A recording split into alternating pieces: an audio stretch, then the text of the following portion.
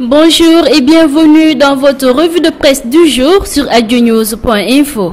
Les journaux reviennent en grande partie sur la victoire de Bombardier face à Balla Gaye 2. Le roi est mort, vive le roi, annonce simplement Direct Info, illustra sa une d'une photo de Serigne Dia Bombardier, radieux et coiffé d'une couronne. L'ancien roi qui a perdu son trône il y a plus d'une décennie le reprend, commente le journal. La conquête du titre de roi des arènes a réussi bien à Bombardier, renchérit l'Observateur, comme en décembre 2000, quand il a détrôné Tyson. Bombardier a remis ça dimanche. Contre toute attente, le B52 de Mbour a renversé le roi Balla Gaye 2 en 2 minutes. Ce succès permet au Mbourois de devenir 10 ans après un champion légitime. Mais il consacre surtout une nouvelle redistribution des cartes dans le cercle des ténors ou VIP de l'arène, analyse Sud Quotidien. Abdoul Mbaye se livre dans l'Observateur. L'ancien premier ministre fait le bilan de son passage à la primature dans un livre intitulé Servir. Si ça ne tenait qu'à moi, je serais resté 10 ans à la primature, déclare-t-il. Il ajoute que son cafouillage avec Malick Gakou est né du prix de la farine. L'ancien premier ministre a révélé aussi qu'il n'est pas candidat à la présidentielle 2017, revient sur les attaques de Diagne Ndiaye à son encontre et donne son opinion sur la crise universitaire actuelle. 126e édition du pèlerinage marial de Popenguine. Sous le thème de la foi, la Vierge Marie a été citée en exemple de foi et de pureté. Lors de son homélie, Monseigneur Paul Abel Diatta a demandé aux fidèles de voir à l'image de Marie une foi audacieuse et persévérante et les appelle à plus de chasteté, nous rapporte l'Observateur. Coulisses des audiences politiques à Thiès, Macky Sall dégaine plus de 105 millions de francs CFA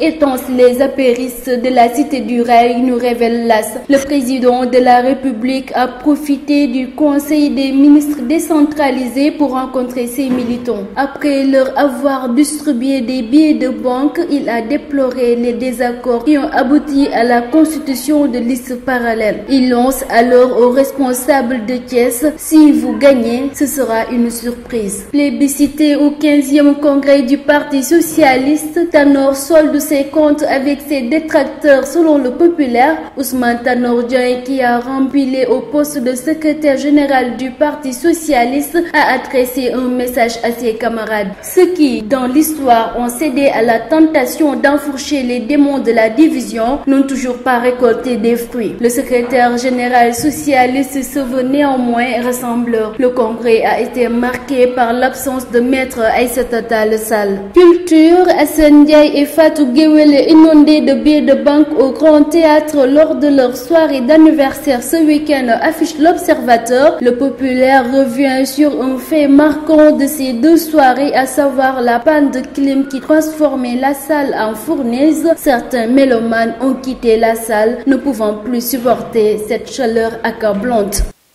Fini pour votre revue de presse d'aujourd'hui sur adionews.info. Merci, à très bientôt.